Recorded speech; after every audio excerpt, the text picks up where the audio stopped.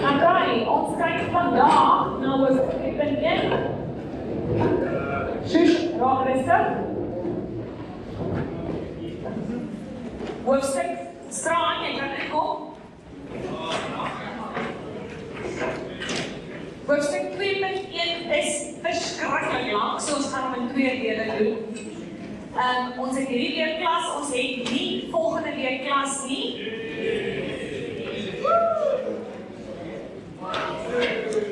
1.2, dis hoofstuk 1.2, is dat ek verkeerd gesê. Ons het nie volgende week klas nie, maar die week waarna gaan ons weer aan, okay. Ek denk julle gesê nie, ons theorietoets is geboek vir een van ons theoriemiddag, die 19de Februarie. So ek dink ons gaan, dan sê nog 1 of 2 klasse kan dit werk, dis nie seker nie. En dan gaan ons toets skryf in ons theorieklasmiddag. Okay. Goed. Is julle reg? So geen klas volgende week woensdagmiddag. Dit is die enigste geleentheid waar dit so geval gaan wees. Ek moet opleiding gaan aanbied en hulle kon niemand anders aankry wat gewillig is om Access Advanced te leer vir die ander onderwysers nie. Hulle is te bang om dit aan te doen.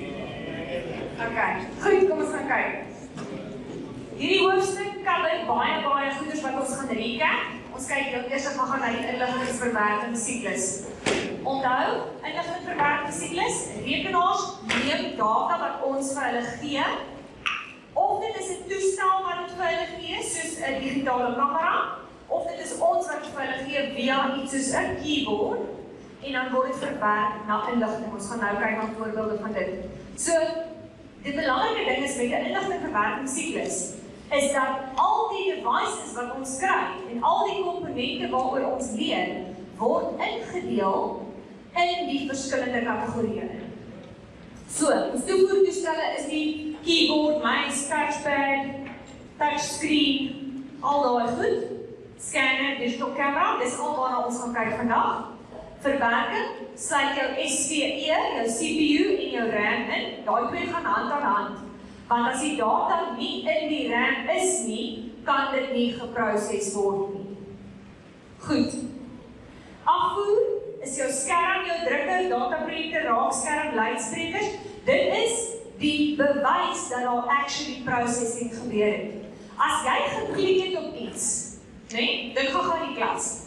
As jy geklik het op iets, en daar is nie 'n reaksie op die skerm nie, dan weet jy daai instruksie wat jy vir die rekenaar gegee het nie gewerk. Dan weet jy die processing didn't happen. So of die input was gefail, of die processing is slow, maar daar is iets fout. So die output is die bewys dat die eerste 2 stappe actually suksesvol was, nee. Goed. Dan is daar partykeer stoor is nie altyd deel van die proses nie, maar dit kan deel wees van die proses. Die komponente wat daarmee geassosieer word is 'n hard drive of 'n SSD, flash drive, optical media, SD-kaarte, al daai goed. En dan kom ons ook met kommunikasie in die hele mix van goeders. En dit sluit in 'n modem of daai klein pocket wifi goedjies, ADSL modem, fiber, al daai goed wat ons gaan dit bietjie meer in detail na ander hoofstukke, ons gaan nie nou hierna kyk. Goed. As jy data moet beskryf, is die woorde wat jy kan gebruik, dit is rou feite, daar is geen konteks nie, dit is net nommers of teks. Okay. Dit is soos data is die eiers en die meel, en dit het inligting geword wanneer ons actually dit kan eet en dis actually 'n koek. Okay? So inligting is data met konteks. Dit is geprosesseer. Dit is nou opgesom, geanalyseer en georganiseer. So nou kan ons dit verstaan en ons kan iets doen daarmee. 'n ander goeie voorbeeld wat ek gekry het na 'n blou boekie is dit gaan 'n bietjie 'n selfoonnommer. Ja, dit is 'n selfoonnommer bestaan uit 10 random nommers. Terwyl daai 10 random nommers op 'n bladsy geskryf is in 'n random volgorde, is dit data. Wanneer dit in die regte volgorde geskryf word, het dit inligting geword wat nou 'n spesifieke persoon se selfoonnommer is wat jy kan kontak. Okay, so data word inligting wanneer dit gebruik kan word, wanneer dit konteks het. gaan sien op bladsy 12 in jou handboek. Is daar vreeslike ingewikkelde besprekings oor alle goed wat die toevoer en die afvoer en die stoor en die verwerking prosesse alles insluit. Ek gaan dit nie nou met jou deurgaan nie, ek gaan net basies vir jou sê, hulle gaan dit dalk vir jou kan vra in 'n toepassingsomgewing, maar hulle gaan dit nooit vir jou kan vra wat sluit toevoer nog in nie. Okay. Maar waaroor dit gaan, is toevoer is nie net die feit dat dit 'n device is nie. Dit gaan ook oor ek moet kies wat is die beste device vir 'n spesifieke scenario.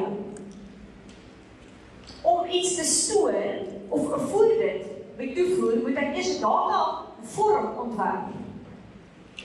Met stoor moet ek kies watter storage net gaan ek gebruik. Gaan ek 'n backup maak daarvan? Waar gaan ek die backup bære? Dis daai tipe goeders, maar niemand gaan dit vir jou in so 'n lysie vra soos wat dit daar staan. Dit gaan net vir jou in 'n scenario toepassingsvraag omgewing wees, so jy glad nie op kapal in te bring. Die ding wat ek wel vir jou wil verduidelik, is die ding wat in die blokkie daar in die middel is. En dit is hoe toevoer en afvoer toestelle gecombineer word om 'n IKT-stelsel te vorm. Nou dit gebeur all over around us, maar mens dink nie altyd so daaraan nie. Selfs die desktops waarop ons werk. Jy werk nie net met 'n toevoertoestel nie. Jy werk nie eers net met een toevoertoestel nie. Jy werk met 'n muis en 'n keyboard as die toevoer. Jy het gewoonlik ten minste 'n skerm, maar baie keer 'n printer ook. So mense het meer as een van hierdie goeders om saam 'n stelsel te maak. So nog 'n voorbeeld daarvan, 'n point of sale stelsel sal een of ander gespesialiseerde kasregister keyboard gebruik, of hulle gaan beslis 'n barcode scanner gebruik. Hulle het 'n spesiale printertjie wat hulle gebruik om die slips mee uit te print vir mense by die til. Hulle het baie keer biometrics vir die persoon om te begin werk. Ek het nie veel al gesien het nie. Daar's party plekke waar fresh stock of iets daar naby my huis, so groentewinkel. As hulle aankom by die til, as hulle geskuif het, dan moet hulle eers met biometrics insit om te sê, dis nou ek wat hier staan en werk. Okay, so dit is ook iets wat hulle kan gebruik, en daar's altyd 'n kaartleser ook betrokke. As ons kyk na Uber. Uber is ook 'n baie goeie voorbeeld van 'n IKT-stelsel.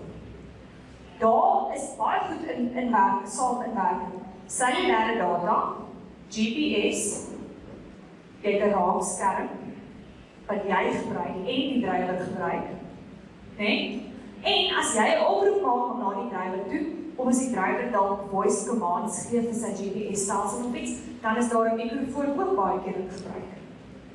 Nee? Kyk maar. En instant messaging service, al daai goed. Ja. Goed, so ons gaan vandag net kyk na toevoertoestelle. Eerstens die keyboard. Jy gaan sien in jou handboek, op bladsy 13, vir elkeen van hierdie devices staan daar waarvoor word dit gebruik, wat is die voordele daarvan, wat is die beperkings daarvan, en dan staan daar goeders oor die aankoopbesluite en die foutoplossings. Okay. Nou, ek gaan regtig vir jou leer waarvoor word 'n keyboard gebruik en waarvoor word 'n muis gebruik. Ek hoop jy ken dit nou op die tyd. Okay. Jy kan asseblief net weer dit lees een keer, net om die regte tipe bewoording te kry. Maar dit is regtig nie iets wat jy uit jou kop uit hoef te ken nie, maar die manier wat dit in 'n vraestel gevra sal word, is hulle sal dalk vir jou sê, hoekom is 'n keyboard nie die ideale ding om te gebruik in 'n restaurant vir die waiters wanneer hulle moet bestellings plaas. So dan gaan ek vir jou sê, wat is 'n beperking van 'n keyboard nie? Dis nie wat hulle gaan vra nie. Hulle gaan vra, hoekom is 'n sleutelbord of 'n keyboard nie die beste toevoertoestel om te gebruik in 'n restaurant waar die waiters orders moet plaas nie. En dan is dit goed soos, hulle is dalk nie, hulle ken dalk nie, hulle weet dalk nie hoe werk 'n keyboard nie, dit gaan dalk stadiger wees om in te druk, dit gaan baie vinniger wees om net 'n touchscreen te gebruik om vinnig opsies te kies. Okay, so dan kan jy enige van die beperkings wat hier staan oor keyboards, soos dat dit baie spasie neem, ja, dit vat baie spasie, dit kan jy dan sê. So verstaan jy wat ek bedoel met, jy pas die goed wat hulle hierso sê, toe in een of ander vraag, wat hulle dan vir jou 'n ander scenario gaan gee. Maar hierdie is kreatiewe skryfwerk vraag, want jy gaan so maklik by die antwoord actually kan uitkom en net uit jou duidelik sy. Okay. Goed, maar die aankoopbesluite en die foutoplossings is krities. Dit is die fokus van matriekwerk. En dit is waar die meeste van die vrae gaan uitkom. Is hoekom kies jy die of die, of wat moet jy in ag neem wanneer jy een wil koop? En wat doen jy as iets fout gaan? En dan sê hulle vir jou, dit het fout gegaan, wat kan die probleem wees, of hoe los mense dit op? Okay, so as 'n mens 'n keyboard wil koop, dan kan jy besluit wil jy 'n ergonomic keyboard hê. Nou daar is 'n baie extreme example van 'n ergonomic keyboard. Maar 'n ergonomic keyboard sal geshape wees dat jou hande daar pas. Nee, dit gaan nie net daar 'n regte keyboard wees. Hy kan dalk 'n stuk hê vir jou gewrigte. Dis die tipe goed. Daar was laas jaar of 'n jaar of 2 terug was daar 'n vraag in die eindeksamen wat gevra beskryf eienskappe van 'n ergonomic keyboard. Hoe sal dit lyk? En dan moet jy nou een of ander visuele aspekte beskryf van hoe 'n ergonomic keyboard anders gaan lyk as 'n gewone een. Okay.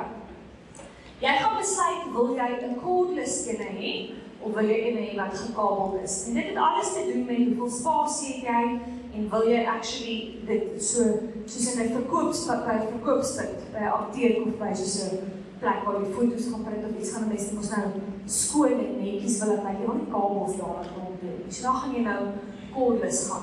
Maar cordless het al sy eie probleme met batterye en wat. Okay. En 'n belangrike oorweging, en ek dink dit was 'n laasjaar se eindeksamevraag, is het 'n keyboard en 'n laptop 'n numeric keypad. En dan weer iemand se kant, die numpad. Hoekom is dit belangrik vir iemand wat kom sê waar met nou werk?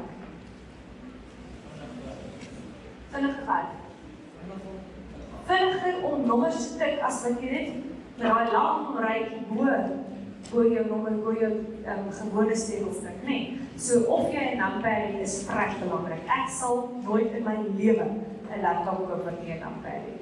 Nee, nee. Dis kry 'n external een, by the way, wat jy kan inplak met die USB, maar ek sal verkies om nie 'n laptop te koop wat nie een het. Goed. Nou, probleme met keyboards wat 'n mens alles kan kry. As die sleutels letterlik taai is, plak die ding uit en maak dit skoon met 'n klein lappie. Alright, of 'n klein borseltjie vir dit.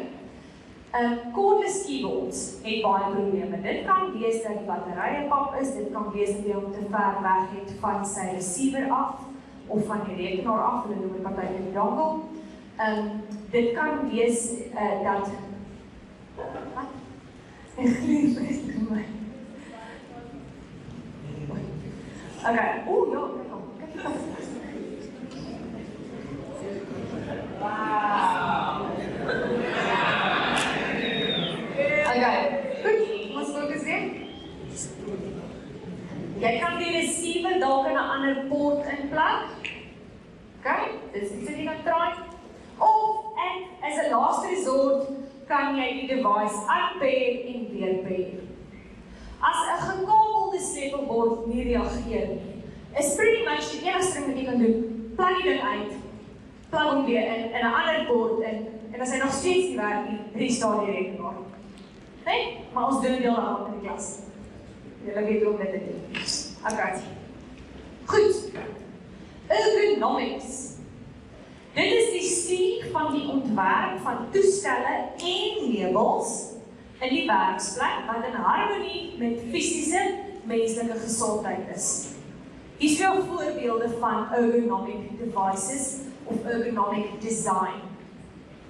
'n Curved screen is ergonomic, want nou hoef jy, as dit curved is, hoef jy nie actually jou nek soveel te draai nie. As jy gaan kyk, een van die goed wat 'n voorstel vir 'n seer nek is om 'n curved screen te kry. Ek dink dis hoe ek die volgende aankope gaan doen by Dis my argumente. Okay. Skerms waar jy die hoogte kan stel. Jy kan actually soos my se curved screen wat ek van gekoop het vir die jaar of 2 terug. Kan jy actually die hele screen vat jy net so in jou liggaam so maklik hoër en laag om die hoogte te stel. En 'n tafel, standing desk. 'n Tafel wat jy maklik kan convert tussen 'n standing desk en 'n sitting desk. Dis 'n perfekte voorbeeld van ergonomic design. Het jy geweet in Nieu-Seeland, vriende van ons het geïmmigreer daartoe, daarso, hy werk in IT. Almal, die hele werksplek, hy werk in 'n bank. Almal het hierdie convertible desks. Weet jy wat kos hierdie goed? Maar dit is soos nee, dit is normaal. Die employees moet gesond wees. Ons moet seker maak dat hulle werk gemaklik en hulle kry nie rugpyn en rotisering. So hulle almal het sulke tafels wat jy kan verander tussen 'n sittafel en 'n staantafel. En dan 'n baie cool een, ek weet nie of julle al ooit in die regte lewe so een gesien het nie, 'n vertikale muis. Kyk hoe hou jy hom vas. Apparently is dit super gemaklik. Ek het nog nooit self een gebruik nie. Maar so in plaas van om jou, dankie, in plaas van om jou hand heeltyd so te draai dat daar 'n half tension op jou gewrig is, hou jy jou arm so reguit. En dit is hoe jy hom gebruik. Dit is 'n ongelooflik goeie ergonomic ding wat 'n mens kan kry. Goed. Dis 'n vertikale muis. En dis lekker duur. Goed. Die rede hoekom 'n mens dit gebruik is om 'n herhalende oorwysing besering of in Engels 'n repetitive strain injury te voorkom om te keer dat 'n mens daai tipes beserings oorkom. Okay. Nou, 'n mens kry baie tipes RSI siektes. Een tipe daarvan is carpal tunnel syndroom. Daar's 'n voorbeeld van dit. Dis hoe dit lyk en werk. Dit is 'n numbness and tingling in the hand and arm caused by a pinched nerve in the wrist. Dit kan reggemaak word baie keer hoofsaaklik met 'n operasie. Partykeer as jy dit kry, kan jy actually glad nie meer goed vashou nie. Dit val net so uit jou hand uit. Of jy kry hierdie tingling in jou vingers. Dit is carpal tunnel syndroom. Maar mens kry goeie soos geimerstam van vreeslik baie tekstil of van baie gaming op consoles. Dis ook 'n RSI besering. So mens kry baie tipes. Van carpal tunnel is 'n algemene een vir mense wat in kantore werk. Goed.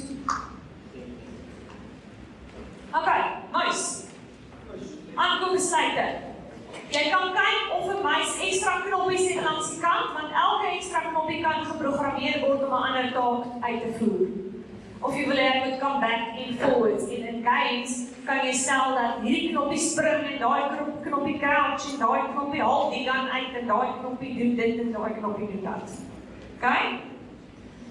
Vir gamers, kyk hulle, dis nie in die handboekie by the way, hoe sensitief 'n muis is. Jy geweet 'n muis se sensitiwiteit word gemeet in DPI of CPI, hulle met either or. Maar dit is actually belangrik vir 'n gamer. Hulle sal in ag neem hoe sensitief die muis is. Dit beteken hoe fyn kan jy omstel, hoe fyn die bewegings moet wees. Okay? Die animation, hierdie slide is heeltemal uit. Maar okay. En die grootte van die muis. As jy met 'n laptop werk en jy wil spasie bespaar, kry jy mos 'n mini freaking ongemaklike muis. Maar jy kry dan klein muise wat jy kan koop vir 'n laptop. Klein muisies. Okay. Goed. Vir 'n muis wat nie meer werk nie, sal baie meer goeders wat kan fout gaan. As 'n muis taai of sticky is, nou praat ek nie van letterlik taai nie. Ek praat van jy beweeg hom op die skerm, maar dis nie 'n smooth cursor movement nie. Hy's so half onvoorspelbaar, hy's so half junky, nee? Dan kan dit wees dat jy nie op die regte oppervlak werk nie. As jy soos op glas werk of mense wat soos op 'n magazine werk, of maar glam magazines. Dis die verkeerdste ding wat jy kan doen, want 'n reflekterende oppervlak maak dat daai laser nie lekker opvang nie. Okay, so gladde matte surface is beter. soos 'n papier of iets of 'n boek wat nie reflekteer nie. Die ander ding wat nie in die handboek is nie, is jy moet kyk op die sensor of daar stof of haartjies is. Ek het daai probleem baie op my tafel met my katte wat altyd op my tafel lê. As jy jou muis oplig, sal jy sien die laser optical sensor is actually daar's actually 'n gaatjie daar waar die lig uitkom. En as daar so diere of baie stof of iets is op jou tafel, dan kan daar stoffietjies of hare gaan sit in daai sensor area. En dan kan dit maak met jou muis so rondspring. Dan moet jy net daai haartjies uitkom, dan beweeg hy weer perfek. Ek kry dit baie. Goed, koordloos myself, die goedjies, pen, katjie batterye, wat kabelmuis, ontkoppel, herkoppel, laaste result is skakel die rekenaar aan en af. Nou, dis ongelooflik belangrik. Jy kan nie, as die scenario sê, die muis beweeg onvoorspelbaar, sê plat die ding in en uit nie. Dis nie die regte oplossing vir daardie tipe probleem nie. Jy moet seker maak die oplossing wat jy voorstel pas by die tipe probleem. Okay, is vrek belangrik. Goed, as ons kyk na muise en keyboards, jou input devices vir die algemeen, kry jy sekuriteitsgevare wat actually daarbey aansluit. En dit kom by, mens noem 'n keylogger software, julle het al daarvan geleer, dis 'n vorm van malware. Dit kan rekord hou van elke sleutel wat jy tik op die keyboard. Alles wat jy tik. En dit kan so gestel word, dat dit screenshots neem met elke klik wat jy maak met die muis ook. As jou rekenaar infected is met dit. So, een van die oplossings wat mense gebruik vir dit, is om 'n on-screen keyboard te gebruik wanneer hulle sensitiewe inligting moet intik, soos 'n password ergens. Dis hoekom jy sal sien, APSA het actually vir hulle, waar jy inlog op hulle website, moet jy jou PIN invul op die on-screen keypad. Jy kan dit nie invul op die keypad, op die keyboard van jou letterlike rekenaar nie. Jy moet die on-screen keypad gebruik om daardie straightforward keylogging software wat net jou keyboard se keystrokes afneem, te probeer keer. Goed. Okay. Nou, een van die goed wat jy sal sien as jy lees deur die goed van muise en keyboards, is dat 'n keyboard is nie ontwerp vir 'n grafiese gebruikerskoppervlak nie, maar 'n muis is. Okay.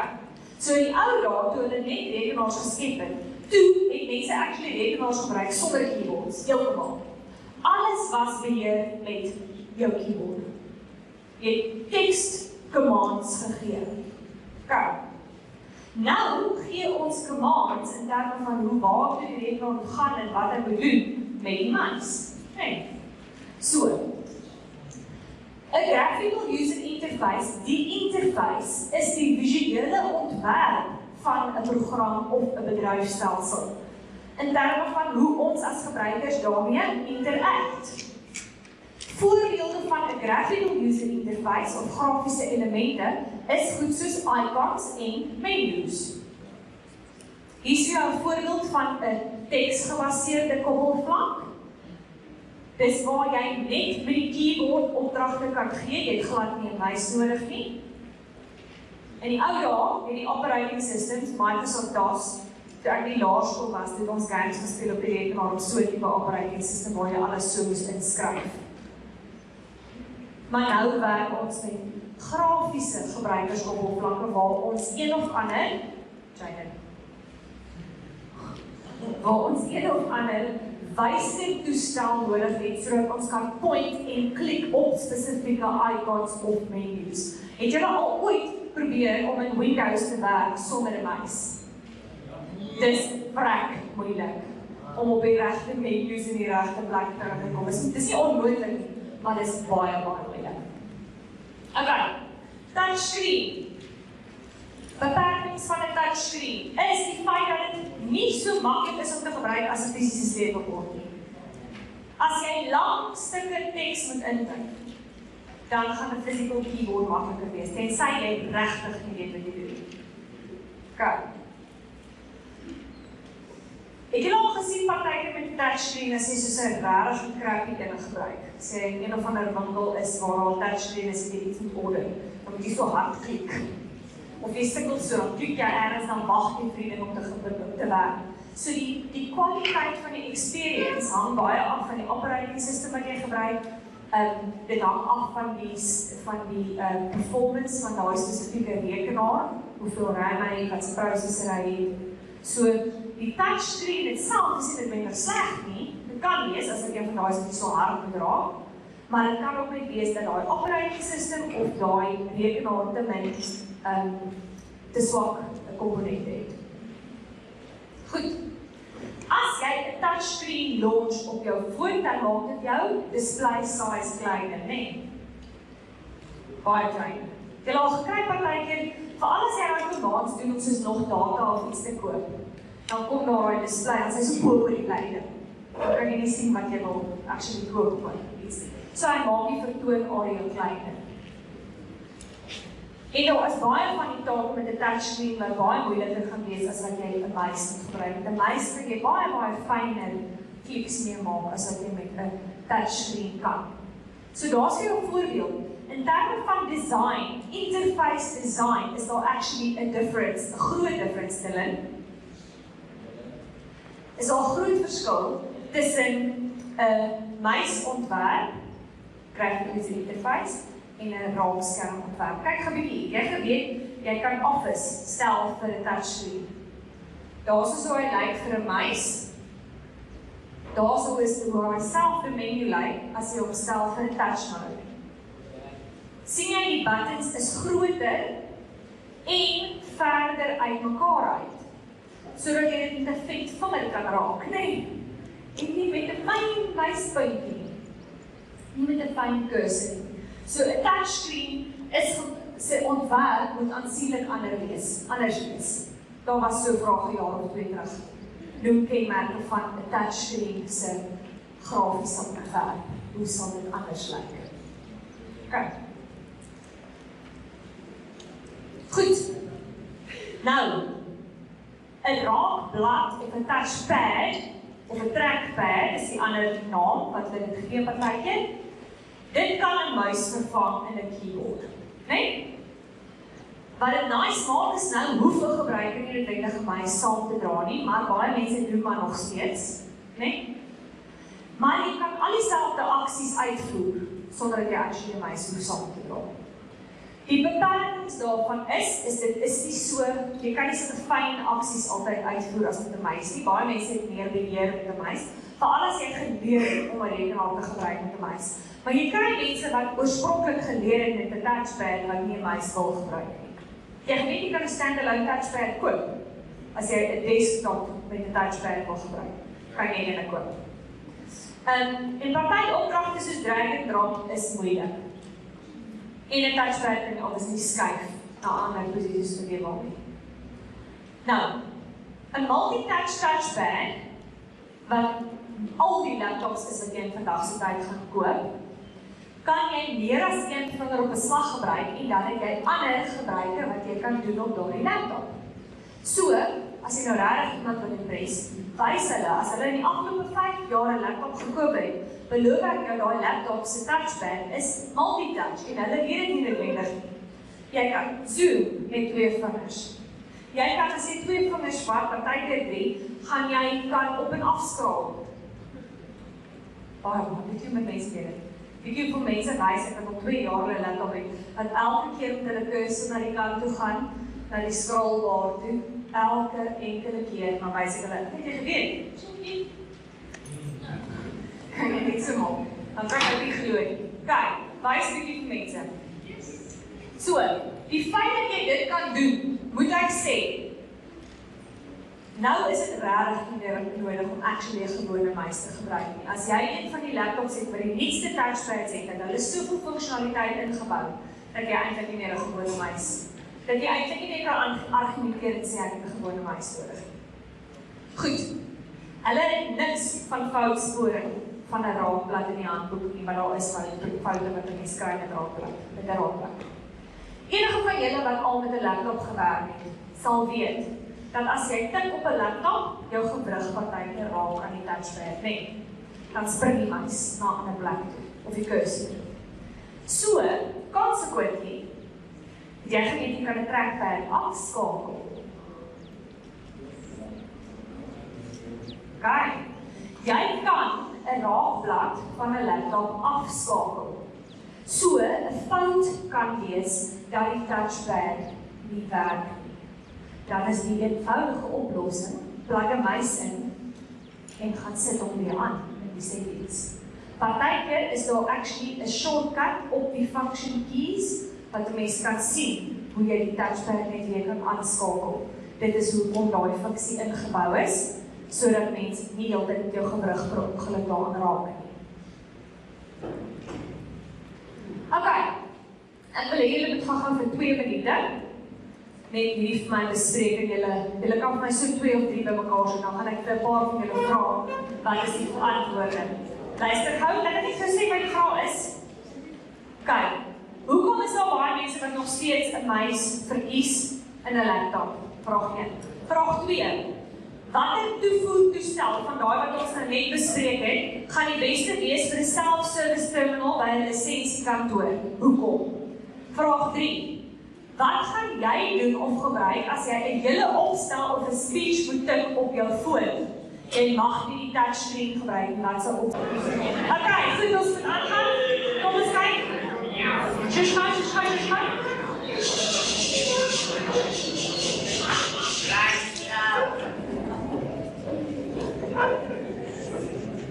Okay, geef my 'n voorbeeld. Wat is, ek wil nou hande hê, ek wil nie uitgeskrewe antwoord hê nie. Wat is makliker met 'n muis as wat dit sal wees op 'n touchpad? Watter tipe aksies? Ja? Absoluut, jy het baie meer spasie om jou muis te gebruik. So 'n touchpad moet jy heeltyd so sit om hier, ja. Kyk, wat nog?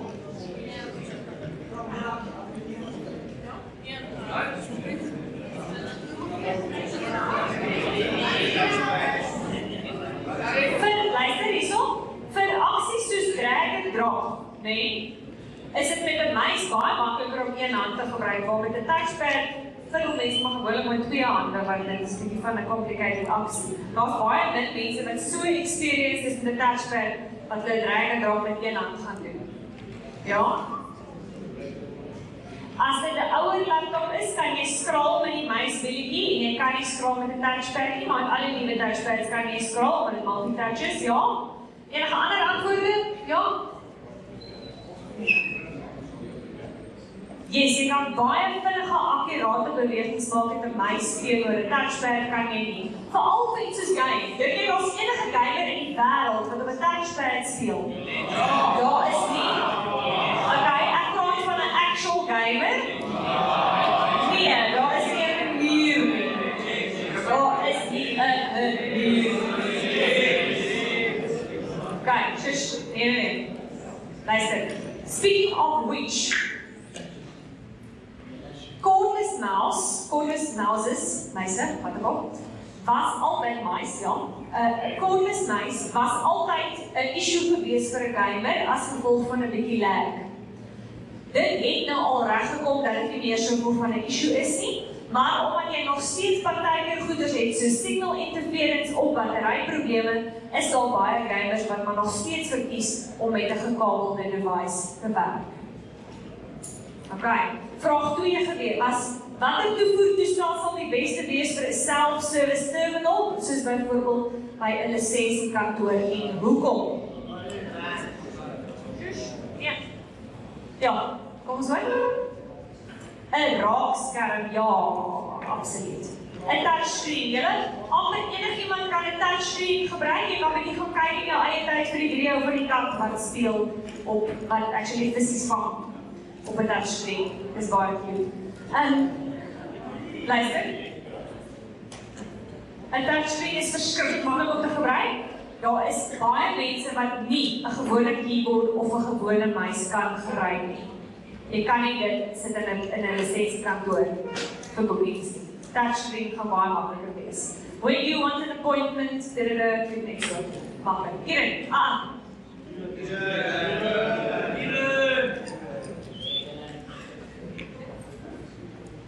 Vraag 3. Wat sal jy doen of gebruik as jy 'n hele opstel of 'n speech moet tik op jou foon?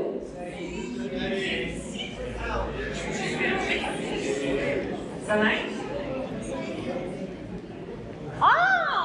Okay, ons het een goeie antwoord hierso. Jy kan 'n Bluetooth keyboard connect. Nice.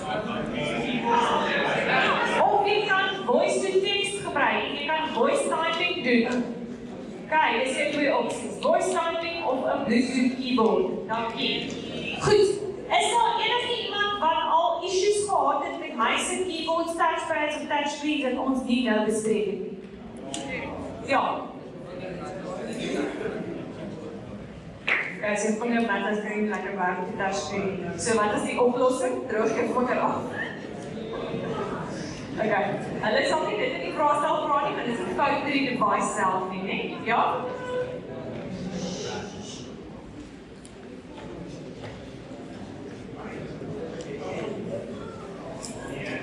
Okay, nog 'n probleem met 'n touchscreen is so maklik hy breek, né? As hy gebreek het, dan kan jy nie, dan werk die touch nie altyd oral ewe goed nie. So, dan is die enigste oplossing om te vervang. Okay, kom ons gaan aan.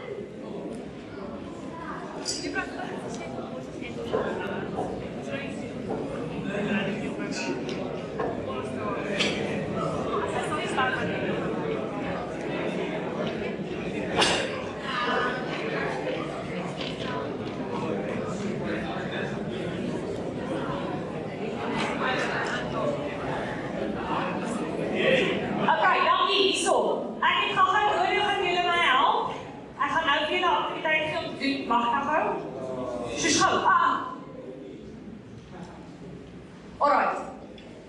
Scanners kry jy 'n paar tipes vir papier. Jy kry 'n flatbed of 'n platblad skandeerder. Dit is wanneer jy enkel bladsye of 'n boek wil scan. Want dit doen net een bladsy bestand. Dis daai een wat so glasblad het, né? Dan kry jy 'n bladsyvoer of 'n feeder scanner.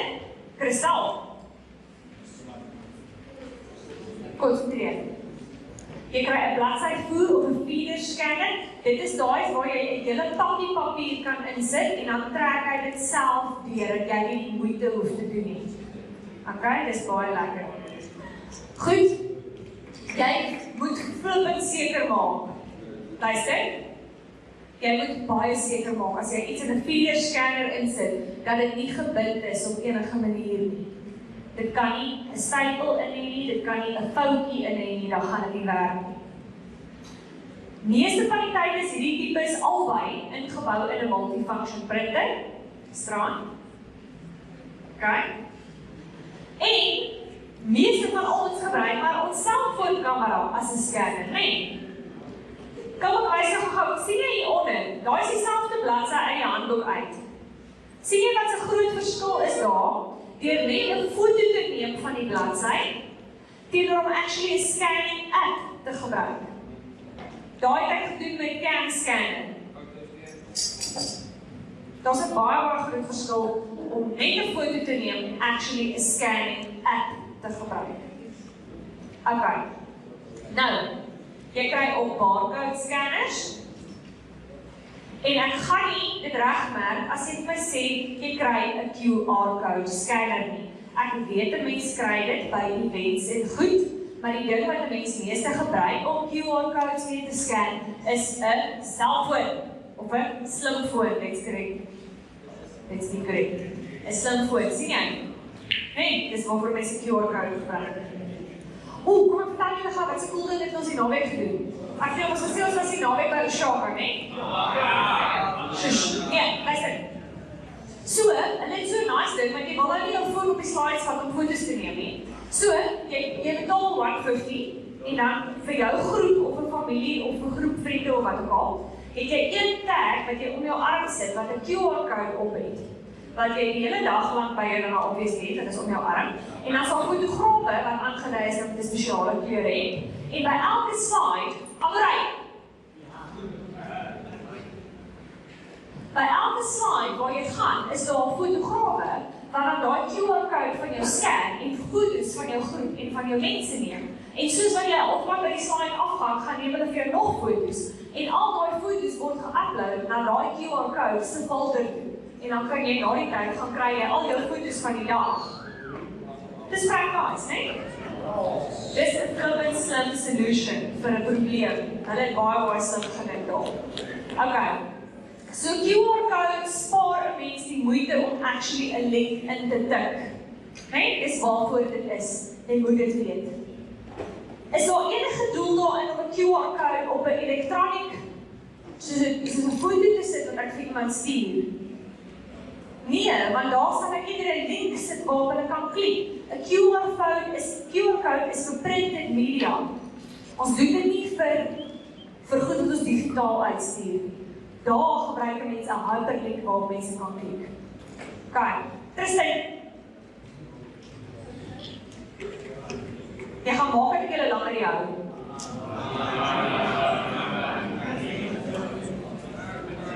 Okay, kom ons kyk gou baie matriks. Daar's vir jou voorbeelde. Dit is wanneer mense geïdentifiseer word. In plaas van dat ek sê, hallo, ek is Claire Schmitz, word ek geïdentifiseer gebaseer op unieke biologiese eienskappe van my. Kyk, jy moet al 3 daai woorde sê, unieke biologiese eienskappe. Jy kan nie net sê unieke eienskappe nie. Ek is baie perfectionisties, dis 'n unieke eienskap aan my. Oh, so what? Dit gaan my nie identifiseer nie. Biologiese eienskappe, ek het 3 hare. Dis nie uniek nie. Jy moet sê unieke biologiese eienskappe. Okay. Goed. Gewoonlik word dit gebruik om te verifieer wie jy is sodat jy toegang kan kry tot een of ander stelsel, tot 'n device of tot 'n vertrek of tot een of ander highly secure area of kamer of toestel. Okay. Baie belangrik. Daar is 'n verskil tussen 'n biometriese eienskap en 'n biometriese toestel. 'n Mikrofoon is 'n biometriese toestel. Wat weet hy? Jou stem. 'n Kamera is 'n biometriese toestel. Wat weet hy? Jou gesig of jou iris van jou oog. Okay. So as ons vra 'n vraestel, noem vir my 'n biometriese toestel en jy sê vir my iris, gaan jy nie jou punt kry nie, want dis nie die toestel nie. Okay.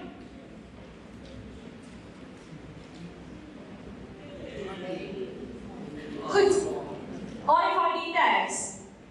Dis vir langafstand koordlose gebruike. Die tipe goed waarvoor mense dit gebruik.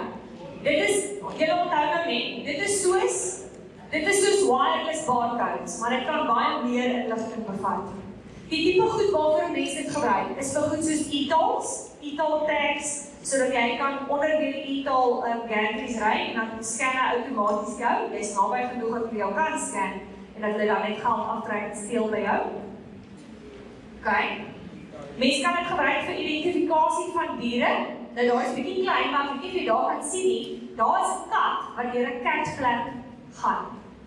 Jy kan dit stel, jy kan dit koop, dat dit 'n tag is wat jy aan jou kat se bandjie hang, en dan gaan net jou kat deur die cat flap kan kom in jou huis in, sodat daar nie enige ander katte in die huis in kan kom nie. Daai cat flap bly toe. Jy kry sulke feeder systems ook, nee, vir katte wat baie vet raak. Ja, want die feeder net oopmaak vir 'n spesifieke kat. Jy kan dit ook doen, ja.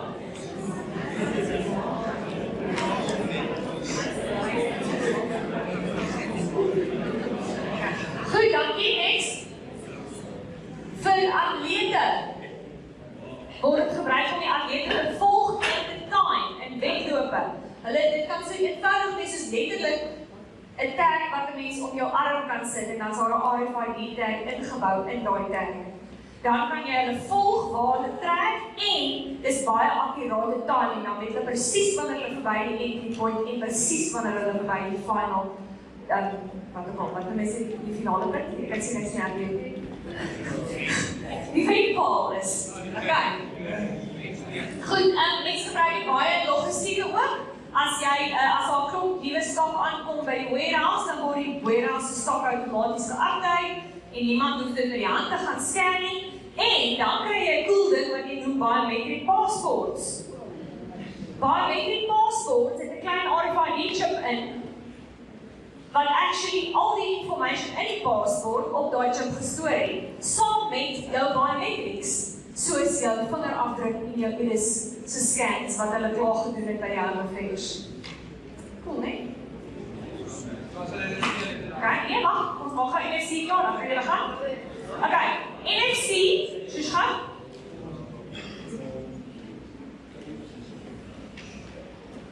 NFC is soos 'n baie kort afstand weergawe van RFID. Dis ook wireless, maar baie kort afstand, soos in 'n paar sentimeters kort. Mense gebruik dit baie keer vir mobiele betaling, soos met 'n kaart, julle weet tap to pay. Maar jy kan daai kaart se besonderhede op jou selfoon laai, en as jou selfoon NFC het, kan jy jou selfoon tap. Nie alle plekke het dit nie, maar as hulle die regte device het, kan jy actually jou selfoon tap in plaas van jou bankkaart om te betaal. Jy kan tap to share, in plaas van iets met Bluetooth, 'n file na iemand anders te share, kan jy dit share met NFC. Fancy besigheidsmanne kan digitale besigheidskaartjies doen. Jy kry sulke NFC tags, dit lyk baie keer net soos 'n gewone entry tag wat mense by 'n hek kan inkom. Want hy sal reg hê, en as die persoon sy foon daarteen tap, dan transfer die contact na sy foon toe. En dan kan jy allerlei cool settings op jou foon automate. As jy tap teen daai NFC tag, dan sit hy jou foon op silent, en hy sit jou GPS af, of hy sit jou do not disturb aan, of wat ook al jy wil hê dit moet doen. Net die laaste ding, mense kan NFC stickers laat print, soos in die hele rol stickers. So baie companies sal actually hulle site, hulle website, URL op daai NFC sticker sit, of 'n restaurant sal hulle Wi-Fi password op daai NFC sticker sit, en dan kan mense net daai NFC sticker tap om na die URL toe te gaan of die Wi-Fi te kan connect.